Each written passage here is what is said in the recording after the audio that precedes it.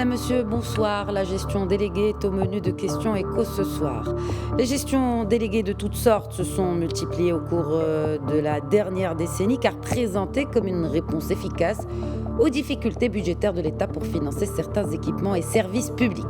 Le bilan fait de ces expériences, en particulier les plus anciennes, souligne toutefois quelques failles. Du coup, le ministère de l'Intérieur réagit et s'attelle à la restructuration de la distribution, notamment de l'eau, de l'électricité et de l'assainissement liquide. Cette réorganisation se base sur la mise en place de sociétés régionales qui prendront désormais en charge cette gestion au niveau de chaque région. Donc, en compagnie de mon invité ce soir, l'économiste et spécialiste des politiques publiques Khalid Ben Ali, nous ferons le point sur les expériences passées et pourquoi une réforme en profondeur est nécessaire. Bienvenue à tous.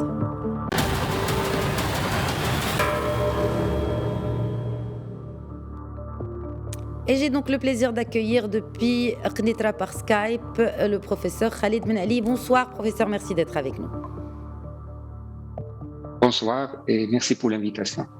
Donc les services d'utilité publique, eau, électricité, assainissement liquide, sont gérés par de nombreux intervenants, à savoir les délégateurs, les régies ou encore l'Office national de l'électricité et de l'eau. Et si vous nous expliquiez comment cela fonctionne précisément, professeur Ben Ali. Alors, avant, je crois, d'entamer le sujet, il y a lieu de cadrer deux définitions importantes. Celle du service public, qui est une activité exercée directement par l'autorité publique, c'est-à-dire l'État ou les collectivités locales, ou par une entité sous son contrôle, c'est-à-dire dans le cadre de la gestion déléguée.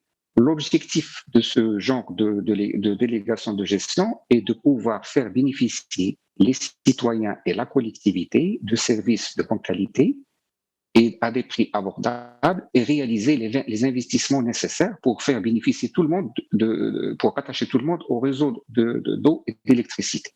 Alors, à côté de cela, il y a la deuxième définition qui a été précisée au niveau de la loi 5405, celle qui se réfère à la gestion déléguée, qui est un contrat par lequel une personne morale de droit public dénommée délégant délègue pour une durée limitée la gestion d'un service public dont elle a la responsabilité à une personne morale de droit public ou privé dénommée délégataire en lui reconnaissant le droit de percevoir une rémunération sur les usagers. C'est-à-dire qu'un élu, c'est une gestion déléguée qui est signée par les élus avec un opérateur privé et quand c'est signé, c'est-à-dire en tant qu'usager, je paye le prix du bénéfice de l'eau et de l'électricité à cet opérateur privé. Dans ce genre de contrat, nous sommes dans un genre de contrat qu'on pourrait mettre entre guillemets privatisation, mais entre guillemets. Pourquoi? Parce que quand l'élu signe la convention, en tant qu'usager, je n'ai pas le droit de contester, je suis directement soumis à cet opérateur, à ses conditions, à ses exigences, à sa tarification. Alors ceci est le premier point. Deuxième point, alors pourquoi nous avons un patchwork de gestionnaires au niveau national, c'est-à-dire les régies, des associations parfois, les opérateurs privés, l'ONE. Alors justement parce que la délégation de gestion au Maroc a été opérée avant que l'arsenal juridique ne soit mis en place, c'est-à-dire au début des années 90, et nous connaissons les difficultés qu'avait l'économie nationale pour faire face à l'endettement. Et deuxièmement, que ces investissements nécessitaient des montants importants.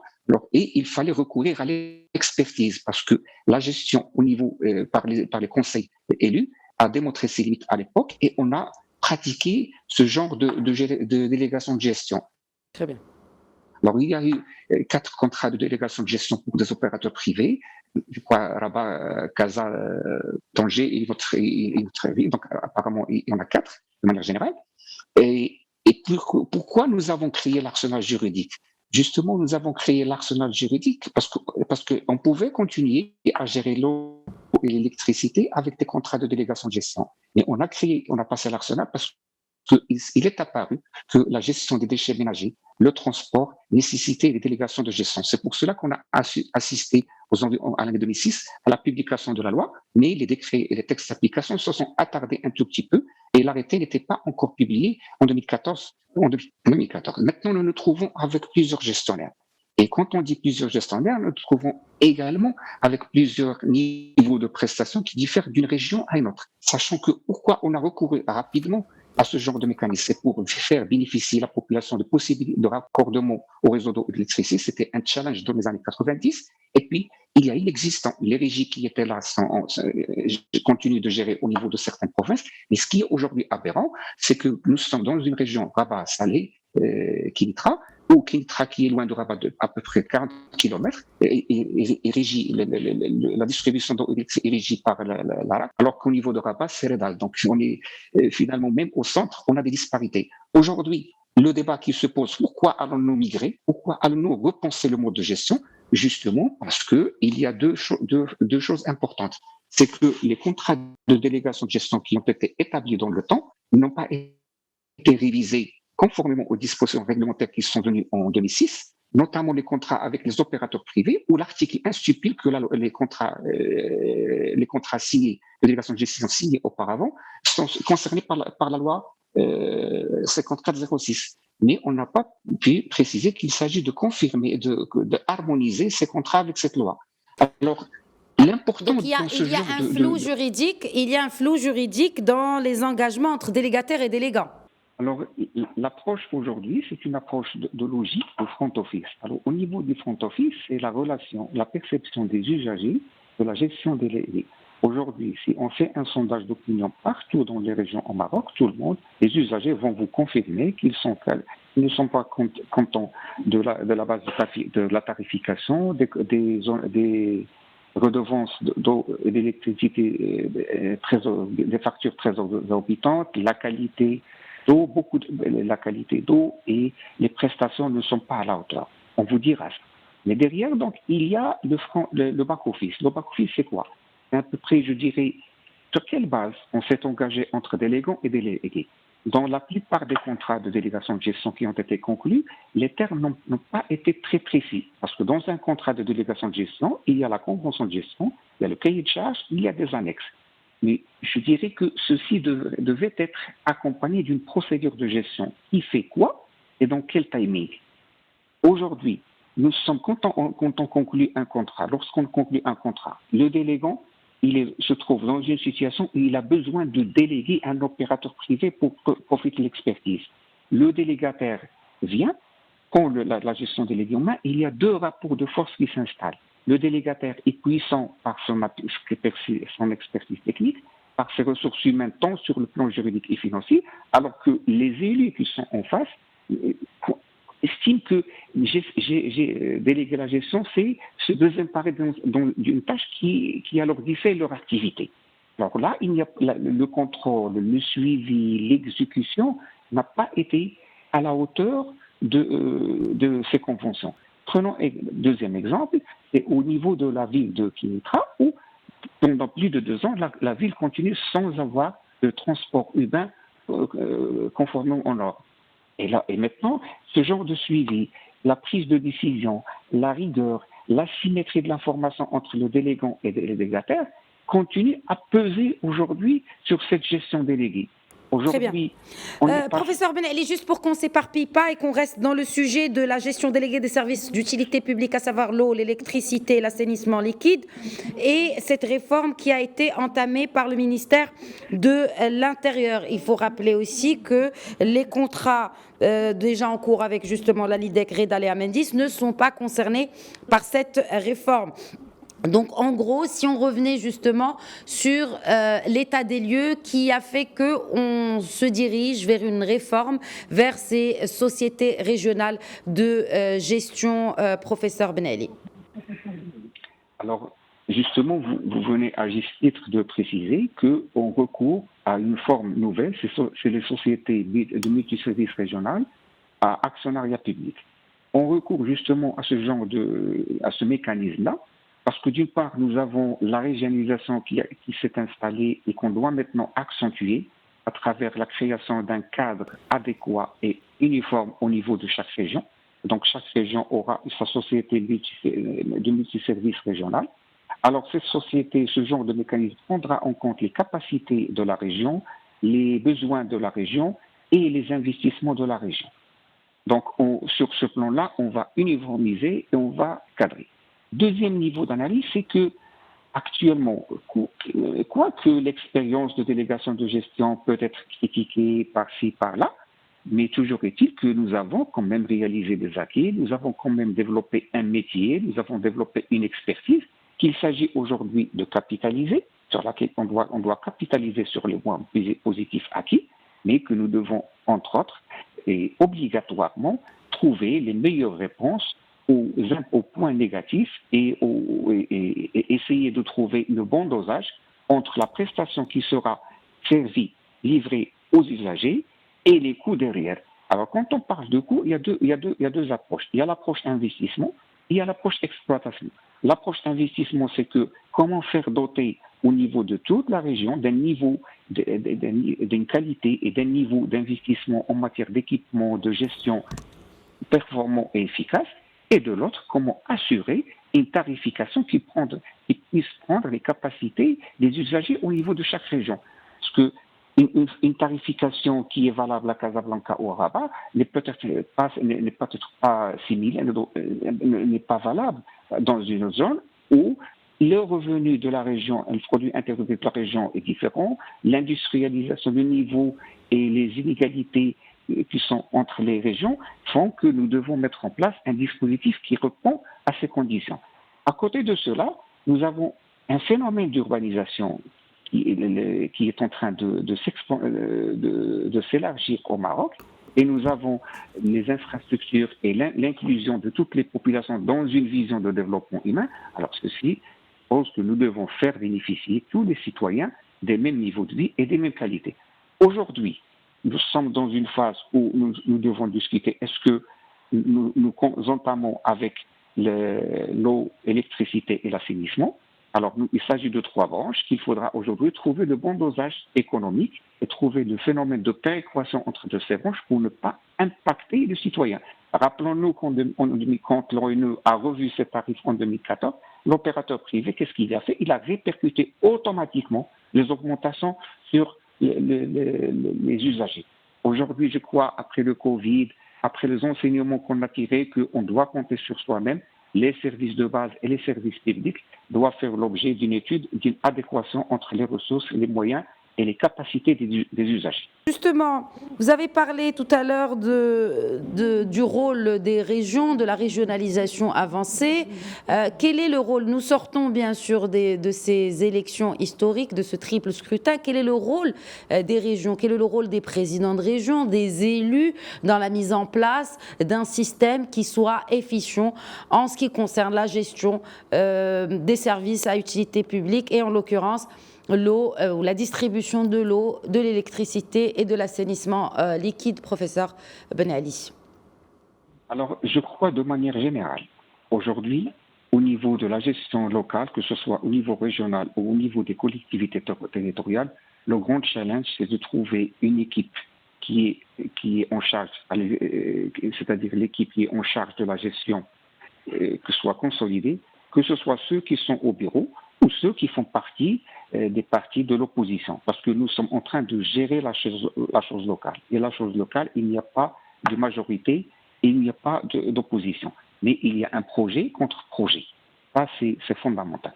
Si on parvient à instaurer cette culture de communication, cette culture de réflexion commune, cette culture d'intérêt général, on va dépasser les problèmes qui ont existé par le passé. Deuxième chose, au niveau des sociétés de multiservices régionales, il faudra drainer et mettre en place les hommes et les femmes capables de drainer et de donner une vitesse supérieure à ces sociétés, capables d'une part de dépasser les lacunes de la gestion déléguée par les opérateurs privés, des conséquences sur les citoyens, et de troisième lieu, de reprofiler et de reprofilage de coûts, une vision de management de reprofilage de coûts et d'arrêter des besoins.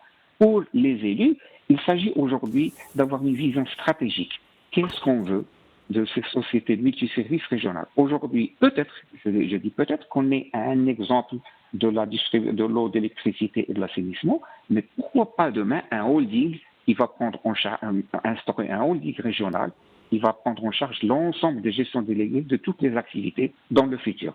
Donc cette logique-là doit être présente et pour les conseils régionaux ou bien les collectivités territoriales, on doit trouver un terrain d'entente et on doit dégager les ressources financières nécessaires pour financer, pour trouver la manière de financer ces investissements et de faire le contrôle. Le deuxième niveau, c'est le contrôle et le suivi. Il faudrait, dans un premier lieu, revoir les contrats précédents, revoir la consistance, faire des conventions avec des procédures de gestion annexées qui font partie intégrante. Quand on parle de procédures de gestion, c'est que fixer qui fait quoi, comment et quand. Ça, c'est fondamental. Pour les collectivités territoriales au niveau de la région, il y a un grand changement qui doit être opéré, c'est qu'on doit opérer en tant que groupement pour signer ce genre de convention. Parce qu'à date d'aujourd'hui, chaque collectivité signait sa convention à titre individuel. Et aujourd'hui, au sein d'une région, nous devons trouver cet amalgame qui permet de constituer des groupements en mesure de donner une dynamique à cette délégation de gestion. Aujourd'hui, la délégation de gestion, peut-être ça nous amène à poser, est-ce que c'est bon pour le citoyen ou c'est néfaste pour le citoyen? J'arrivais à cette question, professeur Benelli. Qu'est-ce qui est mieux finalement pour le citoyen? Parce que c'est la finalité, c'est que le citoyen marocain soit satisfait des services publics qui lui sont proposés et donc fournis finalement par les collectivités territoriales. En l'occurrence pour la distribution de l'eau, de l'électricité, de l'assainissement liquide. De par le statut de ces sociétés multiservices régionales, ils sont à actionnariat public, c'est-à-dire on retourne à une gestion publique du service public, mais avec une méthode, une approche, une démarche du secteur privé basée sur la performance, l'efficience, l'efficacité et la réduction du coût. Parce que dans les contrats de gestion auparavant, on dirait que le délégataire est responsable de faire bénéficier de la technologie et au moindre coût. Aujourd'hui, cette notion de moindre coût me dérange dans le service public. Je dirais à des coûts raisonnables et pour des prestations adéquates. Parce qu'on dit au moindre coût, c'est-à-dire on laisse à un opérateur privé le choix de faire ce qu'il en veut de cette phase de moindre coût, au moindre coût. Donc aujourd'hui, il y a une réforme juridique, il y a une nouvelle volonté qui s'installe après le Covid. Nous avons mis en valeur le service public à travers, je dirais, un chantier de la simplification des procédures administratives. La Constitution a prévu des dispositions pour le service public, pour la régionalisation, pour la gouvernance. Alors, au niveau de la gouvernance maintenant, peut-être il y a lieu de signaler que la régulation qui doit se faire sur ce secteur doit être faite par une instance totalement indépendante du politique. C'est-à-dire que le politique ne doit pas être présent dans cette instance et cette instance devra s'altérer sur comment protéger les droits des consommateurs, comment trouver le bon moyen de fidéliser et de donner toujours à ces sociétés de multiservices régionales la capacité de produire plus, et comment avoir des tarifs très importants et des révisions dans le temps.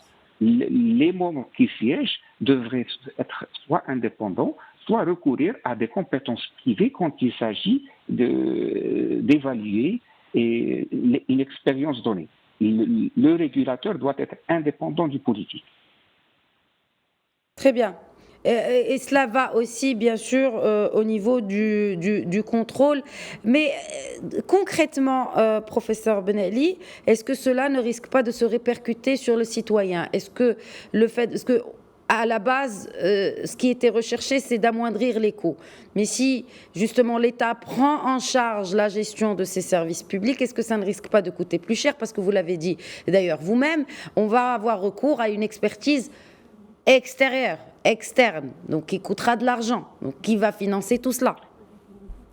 Donc, indépendamment du débat que l'on peut mener à ce niveau, je dirais deux choses. C'est que la répercussion sur les citoyens, c'est un point qui doit être maintenant mis au centre parce que confier la gestion à une société multirégionale de services, même à actionnariat public, mais cela veut-il qu'il n'y a pas la même expérience de retransmettre, de reproduire chaque variation ou bien chaque augmentation des prix sur le citoyen, parce que ça ne sert à rien de déléguer. Comme ça, quel est l'apport de ce gestionnaire? Maintenant, on va me dire que l'apport de ce gestionnaire, c'est en termes d'investissement, ça a permis le bénéfice à une grande majorité de la population. Oui, et les coûts, c'est un peu, parce que là, on est avec une gestion qui a une connotation et une finalité sociale. parce que chaque Absolument. augmentation des tarifs ou des factures importantes risque d'impacter. Alors maintenant, nous avons l'expérience, parce qu'aujourd'hui, peut-être qu'en 1990, on avait besoin, l'expérience de la gestion locale a failli, il fallait trouver une solution. Maintenant, il fallait trouver une solution. Nous avons l'expérience de gestion avec les opérateurs privés. Le rapport de la Cour du compte, le rapport du Conseil économique, social et environnemental a focalisé sur les aspects qui n'ont pas été suffisamment, je dirais, traités par les opérateurs, par les délégants, par le délégant et le délégataire dans le cadre du suivi de contrat. Maintenant, je crois qu'avec cela, on pourra formuler une opinion et formuler une démarche, parce qu'il faudrait une démarche nouvelle qui puisse générer, reprofiler et faire le profilage de, parce que les trois branches ne sont pas toutes les trois déficitaires. Il suffit de faire une bonne péréquation, de chercher de mettre en place le dispositif et les moyens, je dirais les investissements, pour qu'il n'y ait pas de déperdition d'eau. Parce qu'on constate par moment qu'il y a quand il y a je dirais, une panne au niveau d'un réseau donné ou d'une ville donnée, il y a beaucoup de gaspillage d'eau, il y a beaucoup de fuite d'eau, et donc il faut trouver le moyen aujourd'hui de faire ce bon dosage. Et ce bon dosage, ça provient au premier d'un débat. Deuxièmement, de limiter les intervenants dans ce sujet, parce que quand on donne la place à beaucoup d'intervenants, chacun fera à sa manière. Et à côté, j'estime que, compte tenu de l'importance et compte tenu du fait que chaque région disposera de sociétés multiservices, il serait opportun de créer peut-être une structure où seront rassemblées toutes les sociétés, un comité un comité de suivi, je dirais, stratégique, qui permettra l'échange d'expériences, l'échange d'expertise entre les régions. Parce que nous savons que nos régions ne sont pas toutes au même niveau de développement et qu'il y a des inégalités. Et que l'expérience des uns pourrait profiter aux autres. Et maintenant, le deuxième élément, c'est qu'il faut motiver les compétences du secteur. Parce qu'au départ, quand les opérateurs privés sont arrivés, on a gardé le personnel qui était disponible. On a essayé je crois que ce personnel, après l'expérience avec l'État, a tiré l'expérience, est maintenant plus expérimenté en matière de gestion déléguée et il est connaisseur de plusieurs dossiers, notamment des investissements qui ont eu lieu lorsque ces opérateurs ont pris ce dossier. C'est ce que vous disiez au début de cette émission, professeur Benel. Il faut capitaliser sur les expériences, soient-elles bonnes ou mauvaises, mais en tout cas pour mettre en place ce système de société régionale de gestion déléguée. Merci beaucoup Khalid Benali, économiste et expert en politique publique. Merci d'avoir répondu à nos questions ce soir. Merci, c'était un plaisir d'échanger avec vous. Voilà, c'est la fin de Question Écho. Très bonne soirée à tous.